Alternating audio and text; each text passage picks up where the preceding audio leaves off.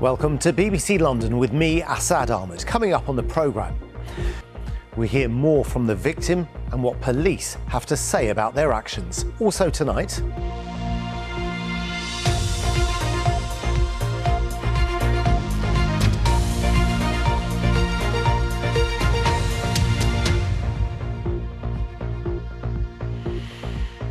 good evening. A woman who was groomed by a Metropolitan Police officer says that despite receiving a substantial payout, the subsequent battle with the police force was actually far worse than anything the abuser put her through.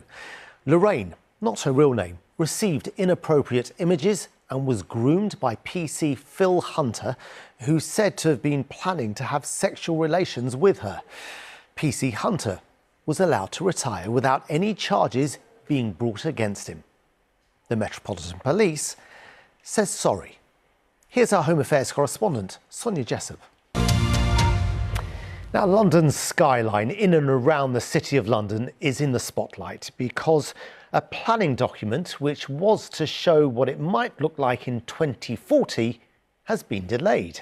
Concerns about the Tower of London and surrounding area are said to have contributed to the government's decision to delay it. And it's left the City of London Corporation frustrated. Here's our political editor, Carl Mercer. Charlotte Colbert there, and the exhibition's on for another week. Now let's go back to Wimbledon for the weather forecast from Jen. And it's been another glorious day at Wimbledon, Jen.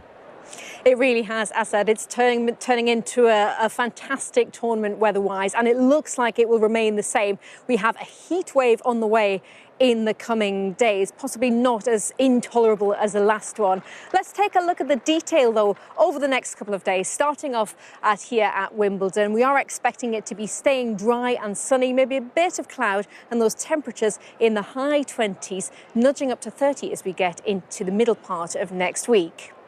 Back to the here and now, though, for the rest of this evening and overnight. It is going to be staying dry with clear spells. The temperature through the night down to around 11 to 13 degrees Celsius. So it means that for Friday morning, we are expecting it to be a fresh-feeling start, a very pleasant start to the day. Lots of sunshine once again. As we head through the afternoon, that sunshine might be a little bit hazy, but it won't be quite as breezy as it is today. And temperatures tomorrow, 26, 27 degrees, possibly even nudging 28 degrees Celsius. Now, if we get to 28 degrees, we'll be watching the temperature very carefully because that's the threshold that we have to meet for a heat wave.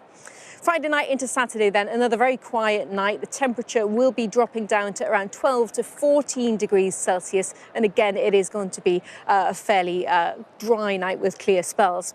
Now on Saturday itself, we will see a little bit more in the way of cloud. It isn't going to be a wet day at all. It is going to be staying dry. Again, plenty of sunny spells breaking through the cloud and a little bit warmer on Saturday, certainly seeing 28 degrees Celsius through the afternoon, and those temperatures could be nudging up a little bit. Now, as we head through Saturday and then on towards the weekend, the second half of the weekend, we are expecting things to stay largely the same. We've got high pressure in charge, which means it's going to be staying dry, staying sunny, and those temperatures are creeping up. So a good chunk of days at 28 degrees Celsius. By the middle part of next week, back up to 30 or 31 degrees Celsius. Asad. Yeah, it gets hot, but some nice days ahead for the next few days. Thanks very much for that, Jen.